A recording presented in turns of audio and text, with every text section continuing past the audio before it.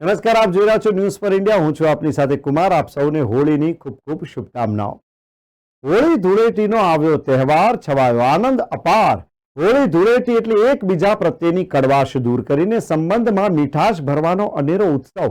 દેશ હોય કે વિદેશ હોય, આજે આ તહેવાર તેની અસલ રંગત અને પરંપરાગત રીતે ભારતભરમાં ઉજવાય છે। ચો તરફ રંગોનું સામ્રાજ્ય ફેલાય છે અને રંગીન વાતાવરણમાં સર્જાતું અનોખું દ્રશ્ય સૌને રોમાંચક બનાવે છે। હોળી અને ધૂળેટીના તહેવારને લઈને અમરેલી જિલ્લાની ધારીની બજારો ધીમે ધીમે રંગબેરંગી કલર અને પિચકારીઓથી સજ્જ તો બની છે, પરંતુ બજારમાં ખરીદી કરવા ગ્રાહકો નથી આવતા।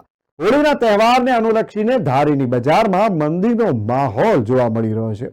હોળી જેવો દેશને મોટો તહેવાર છે અને ધારીની બજારોમાં કોઈ પણ જાતના ગ્રાહકો ના દેખાતા વેપારી જગતમાં ચિંતાનો માહોલ જોવા મળી રહ્યો છે।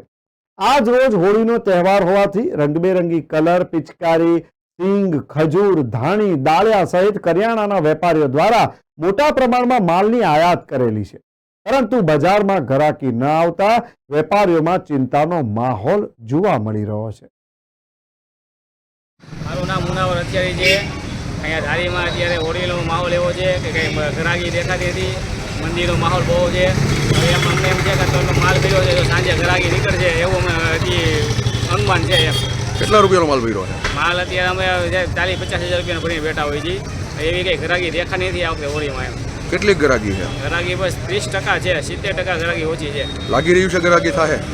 સાંજ લગીનમાં લગભગ થાય એવું લાગે છે। હવે આજે રવિવારનો દિવસ છે એટલે એમ લાગે છે કે હવે જો ફેલ ન જાય તો સારું એમ।